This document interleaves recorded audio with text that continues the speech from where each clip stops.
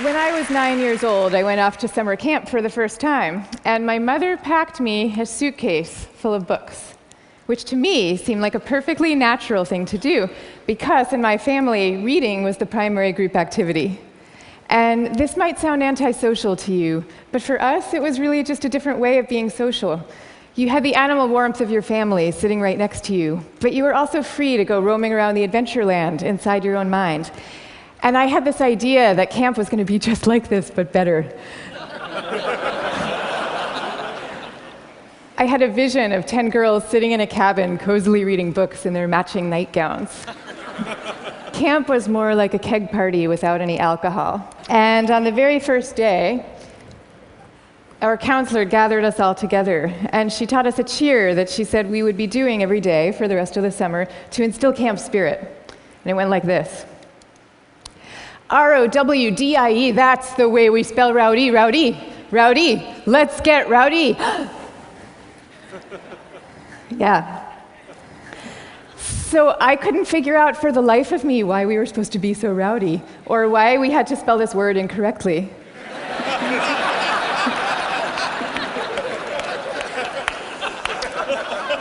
But I recited the cheer. I recited the cheer along with everybody else. I did my best. And I just waited for the time that I could go off and read my books. But the first time that I took my book out of my suitcase, the coolest girl in the bunk came up to me and she asked me, "Why are you being so mellow?" Mellow, of course, being the exact opposite of R-O-W-D-I-E. And then the second time I tried it, the counselor came up to me with a concerned expression on her face, and she repeated the point about camp spirit and said we should all really work very hard to be outgoing. And so I put my books away, back in their suitcase, and I put them under my bed, and there they stayed for the rest of the summer. And I felt kind of guilty about this. I felt as if the books needed me somehow, and they were calling out to me, and I was forsaking them. But I did forsake them, and I didn't open that suitcase again until I was back home with my family at the end of the summer. Now, I tell you this story about summer camp. I could have told you 50 others just like it. All the times that I got the message that somehow my quiet and introverted style of being was not necessarily the right way to go, and that I should be trying to pass as more of an extrovert.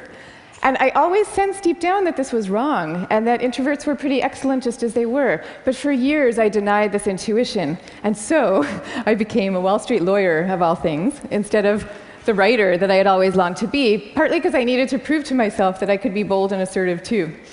And I was always going off to crowded bars when I really would have preferred to just have a nice dinner with friends. And I made these self-negating choices so reflexively that I wasn't even aware that I was making them. Now, this is what many introverts do, and it's our loss for sure, but it is also our colleagues' loss and our community's loss, and at the risk of sounding grandiose, it is the world's loss, because when it comes to creativity and to leadership, we need introverts doing what they do best. A third to a half of the population are introverts.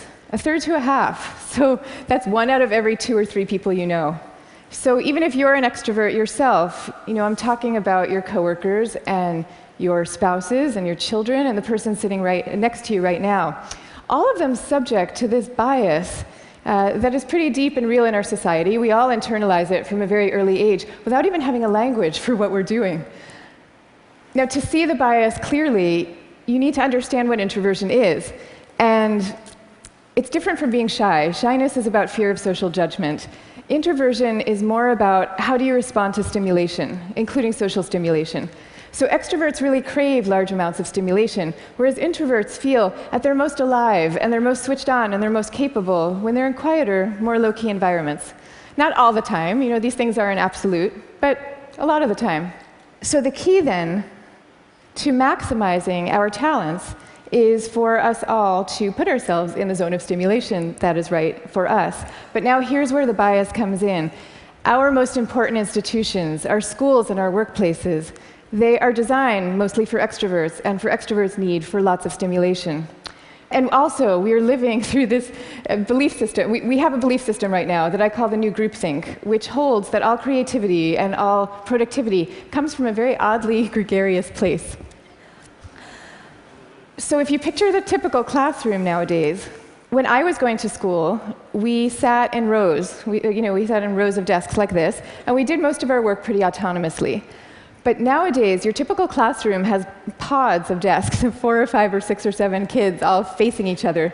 And kids are working in countless group assignments, even in subjects like math and creative writing, which you would think would depend on solo flights of thought. Kids are now expected to act as committee members. And for the kids who prefer to go off by themselves or just to work alone, those kids are seen as outliers often, or worse, as problem cases. And the vast majority of teachers reports believing that the ideal student is an extrovert as opposed to an introvert, even though introverts actually get better grades and are more knowledgeable, according to research. Okay, same thing is true in our workplaces. Most of us work in open-plan offices without walls, where we are subject to the constant noise and gaze of our coworkers. And when it comes to leadership, introverts are routinely passed over for leadership positions, even though introverts tend to be very careful, much less likely to take outsized risks, which is something we might all favor nowadays. And interesting research by Adam Grant at the Wharton School has found that introverted leaders often deliver better outcomes than extroverts do, because when they are managing proactive employees, they're much more likely to let those employees run with their ideas, whereas an extrovert can quite unwittingly kind of get so excited about things that they're putting their own stamp on things, and other people's ideas might not as easily then bubble up to the surface.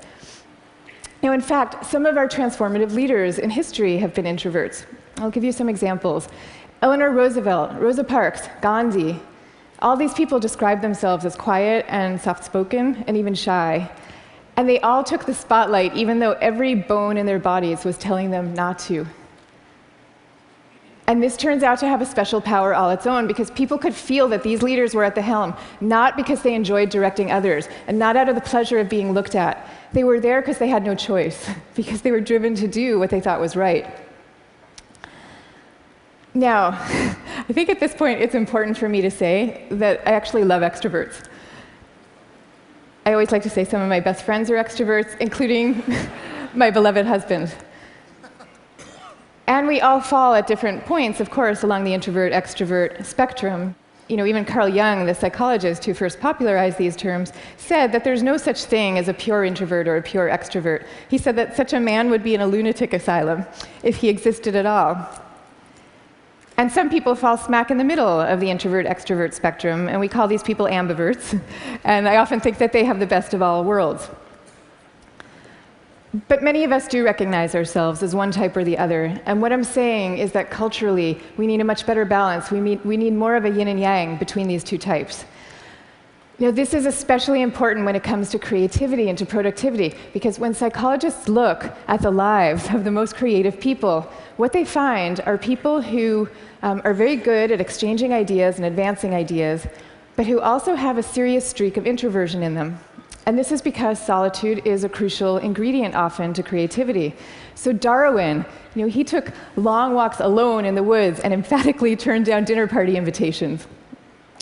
Theodore Geisel, better known as Dr. Seuss, he dreamed up many of his amazing creations in a lonely bell tower office that he had in the back of his house in La Jolla, California. And he was actually afraid to meet the young children who read his books for fear that they were expecting him to be this kind of jolly Santa Claus-like figure and would be disappointed with his more reserved persona.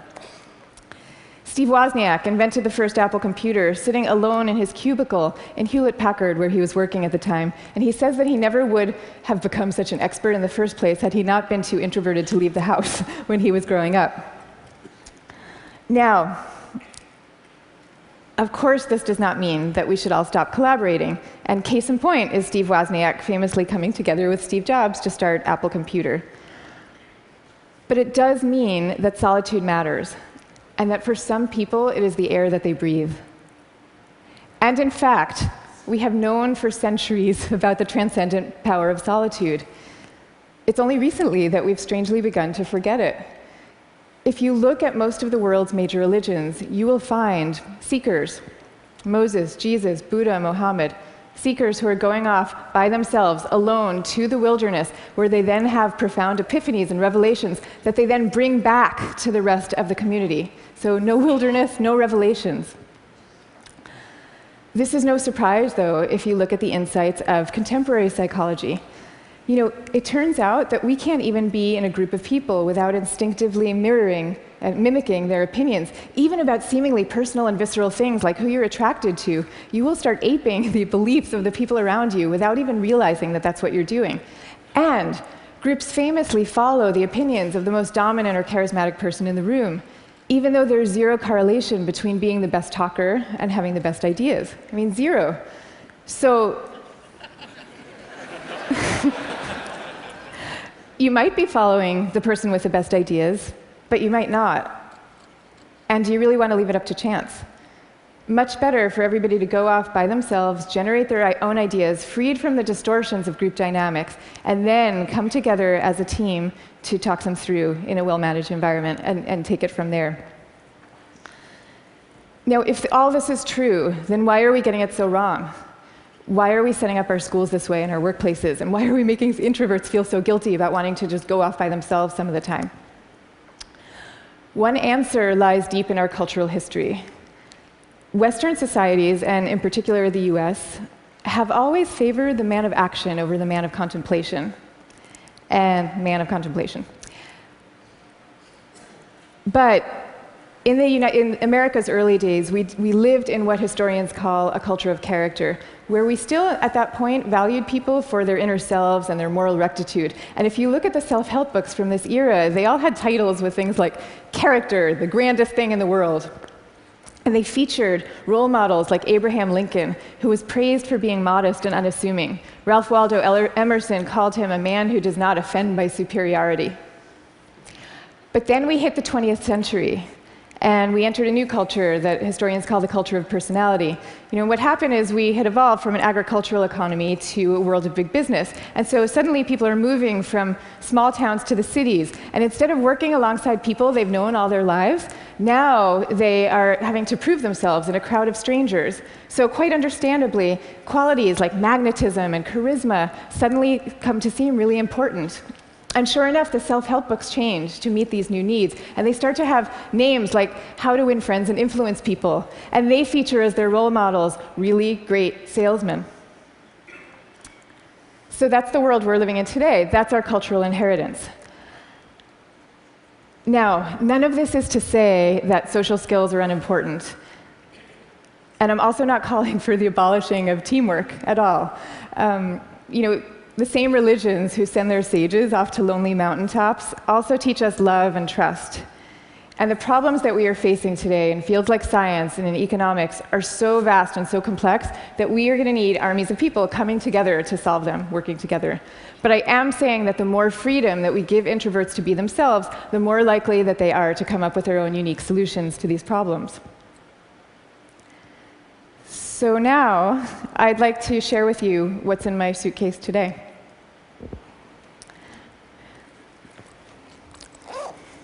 Guess what? Books. I have a suitcase full of books. Here's Margaret Atwood, Cat's Eye. Here's a novel by Milan Kundera.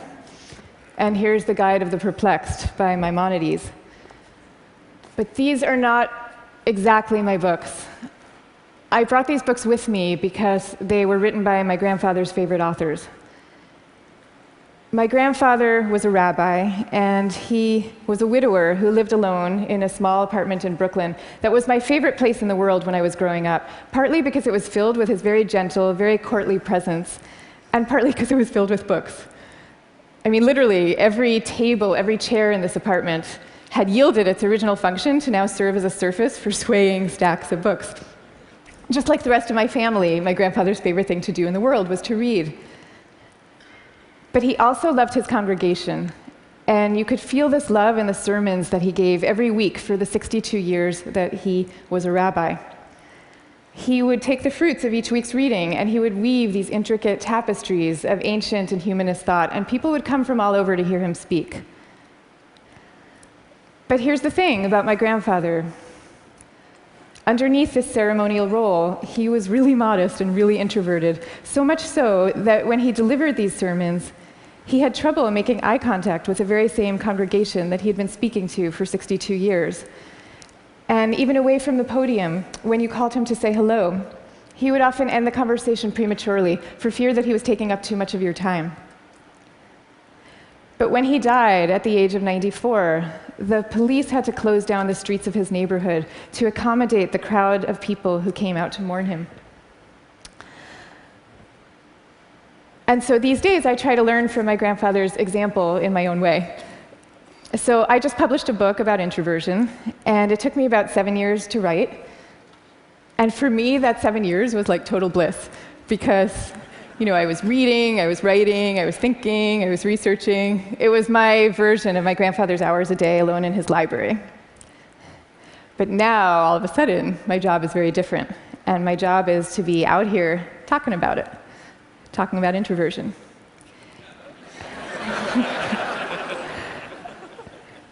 And that's a lot harder for me, because as honored as I am to be here with all of you right now, this is not my natural milieu. So I prepared for moments like these as best I could. I spent the last year practicing public speaking every chance I could get, and I called this my year of speaking dangerously. And that actually helped a lot. But I'll tell you, what helps even more is my sense, my belief, my hope, that when it comes to our attitudes to introversion and to quiet and to solitude, we truly are poised on the brink of dramatic change. I mean, we are. And so I am going to leave you now with 3 calls for action for those who share this vision. Number 1, stop the madness for constant group work. Just stop it. Thank you. And I want to be clear about what I'm saying, because I deeply believe our offices should be encouraging casual, chatty, cafe-style types of interactions, the kind where people come together and serendipitously have an exchange of ideas. That is great. That's great for introverts, and it's great for extroverts. But we need much more privacy, much more freedom, much more autonomy at work. School, same thing. We need to be teaching kids to work together, for sure. But we also need to be teaching them how to work on their own. This is especially important for extroverted children, too. They need to work on their own, because that is where deep thought comes from, in part. Okay, number 2, go to the wilderness. Be like Buddha. Have your own revelations. I'm not saying that we all have to now go off and build our own cabins in the woods and never talk to each other again. But I am saying that we could all stand to unplug and get inside our own heads a little more often. Number 3, take a good look at what's inside your own suitcase and why you put it there. So extroverts, maybe your suitcases are also full of books, or maybe they're full of champagne glasses or skydiving equipment. Whatever it is, I hope you take these things out every chance you get and grace us with your energy and your joy. But introverts, you being you probably have the impulse to guard very carefully what's inside your own suitcase. And that's okay. But occasionally, just occasionally, I hope you will open up your suitcases for other people to see, because the world needs you and it needs the things you carry. So I wish you the best of all possible journeys and the courage to speak softly. Thank you very much. Thank you. Thank you. Thank you. Thank you.